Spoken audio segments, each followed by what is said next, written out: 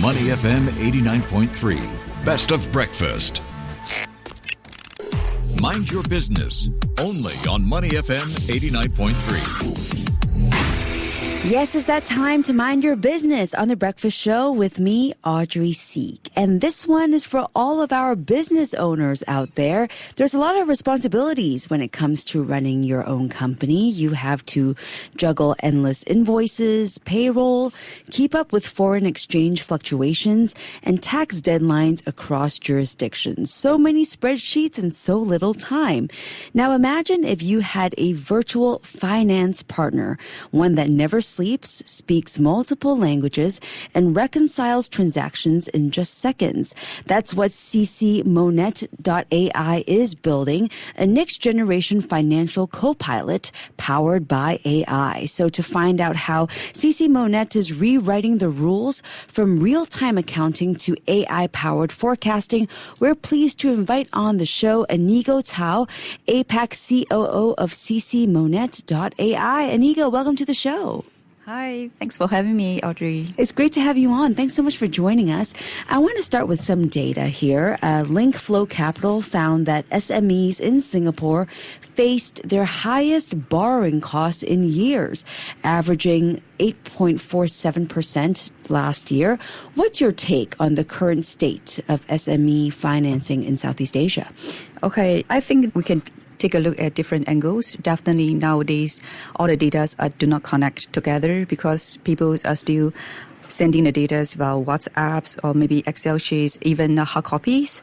And also SMEs in Southeast Asia don't have much budgets to hire a full-time accountant for them own. And also, I guess there's a lack of digitalizations across different markets, especially Thailand, Indonesia, Vietnam. Yeah. So this is the situations right now, and so it's very hard to build a very standardized and connected platform for them. And yeah, that's the takeoff of my view. Okay, so is that why you think financial modernization hasn't scaled widely among SMEs in this region? It's those factors that you talked about. Yes, that is one part because the one-stop solution is very hard, and across Southeast Asia there's multiple languages, and also I guess that modern finance is designed for the large enterprise from what I see. So for those companies, small to even to medium companies cannot afford the cost of the systems, and also there's tons of time of the trainings, and they require a basic knowledge unless you need to have the knowledge of technologies or you need to have the skills on finance. Yeah. So we know that a huge majority of businesses in Singapore are SMEs, and many, to your point, don't even have a proper finance team. So what are some of the most common mistakes you've seen in the way local SMEs manage their finances today? And how much does that really cost them? Actually, from what I see, and I can tell that probably there's a lack of manpower and the owners need to think of cost and efficiencies. So majority of them are doing the finance or the bookkeepings once a year. So the data is not transparent. So they cannot make the correct decisions timely, so will be affect the business performance. So they need to pay more to recover the loss from the time being the lagging behind of the process in terms of the finance procedures. Yeah. Okay. And also why there's a lagging behind of the data to be put into the system is because there's no perfect system for them, and also there's no easy handle systems for them to use. Yes, for the majority of the small to medium business. Okay. So we know, Anigo, that you've worked across China and Singapore, two very different markets. What are some surprising differences you've seen in SME finance challenges, and what can we learn from all of these regional contrasts? Okay. So from what I see is that there's two main differences. The core difference is that Singapore business owners is looking at cost and efficiency, as mentioned. So, in versus China is more about trust and skill. It's really different markets. For China, the market is huge and uneven. So, financial data is not just the numbers, and it's about your position and values in the entire supply chains and the dominate platforms, especially for the e-commerce platform in China. And so, your data need to be converted into a standardized and trust financeable assets to the audience or maybe to the market.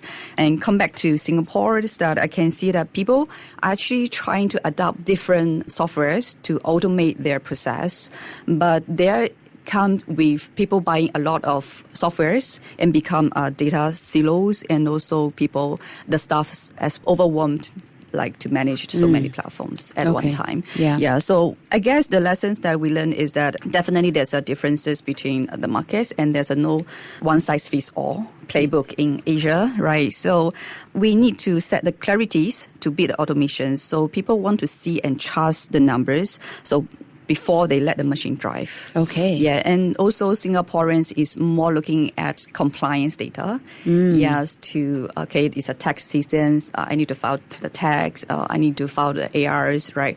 And for China, it's more looking at business operation data. So we combine these two together to ccMonet. Okay, easy for you to submit your data, your reports to the governments, and also yet you can see your daily operations. Easily. Okay, so let's expand a little bit more about ccMonet's role in this space.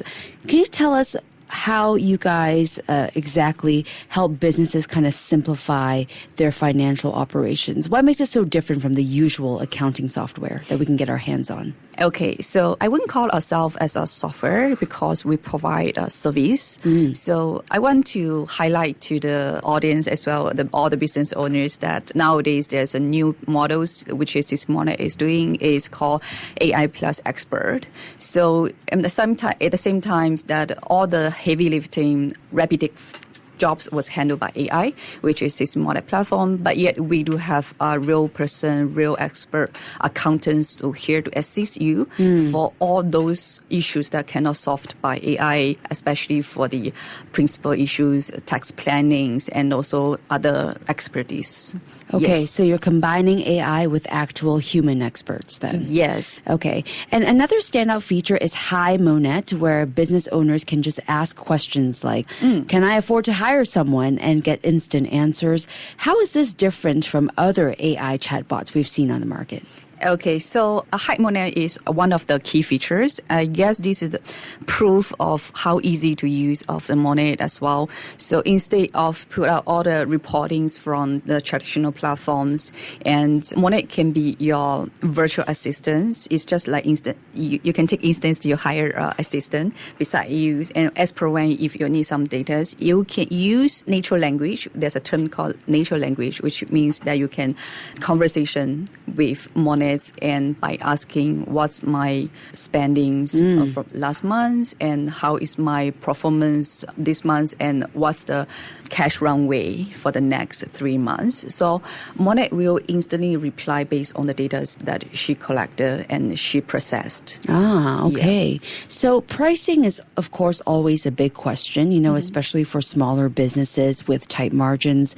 How do you make your platform affordable and accessible to SMEs, not just to big corporates? Okay, sure. So definitely this is a very good question, that we're trying to bring down the cost. Definitely is because why finance and bookkeeping, anything related to accounting is expensive in market.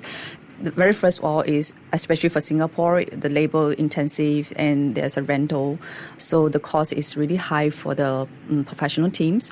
So they charge by hours, and there's so many paperwork and tedious works to process from very beginning, especially for F&B industries and maybe constructions. Those industries have different kind of resources and the paper documents. So we try to reduce the cost and boost efficiencies for the very tedious part, which is the data entry. And this is the core unique selling point for Monet as well. It's the most stronger points for ccMonet is we can process the data to a standard finance language by just taking a photo or maybe drag thousands of documents at one time. Even you can just send an email to ccMonet. Okay. That's all the users need to do. So this is really bring down the cost of the manpower. And so that we save the costings, and we can sell it in very competitive price. Yeah. So you talked about bringing down the cost of manpower. And, with so much automation, what does this mean for traditional finance roles? Are we looking at job losses or job evolution? Oh, no, definitely not. We are not trying to replace any accountants. We are helping business owners to understand their numbers, especially like what I say, that we want to boost the efficiency of the professionals and let the very basic work handled by AI so the professionals can do more valuable tasks, so they can advise people how to set their forecast and also do the planning for the next probably quarter. Yeah, so they can release the time to do and maybe to help their business owners or maybe their bosses to get very smart decisions in future. All right. And before you go, Anigo, I want to talk about your journey. We know that it wasn't maybe entirely smooth. You had to retrain models and rework the interface and face early setbacks. How do you personally handle failure for all of the entrepreneurs out there listening? And how has that influenced the way you lead and build today? Okay, I guess that we normalize the failures. I mean, failures is the data for us. So I always tell my teams that failure is the data. And we need to take these data to reshape and redesign our products, and also clients' feedback. The feedbacks from our own team members is the roadmap of our products. So the mindset backs resilience into the team, experiments, listen hard, and shape it again. So in the regions, dynamic as Southeast Asia, so curiosities and speed that keep you alive. Okay, well, failure is data. I like that. And big thanks to Anigo Cao, APAC COO of ccMonet, giving us that deep dive into how AI is transforming the finance game for SMEs. Thank you so much for joining us, Anigo. Thank you, Audrey. Thank you. Keep it here on Money FM 89.3. To listen to more great interviews, download our podcasts at audio.sg or download the audio app. That's AWEDIO, audio at the App Store and Google Play.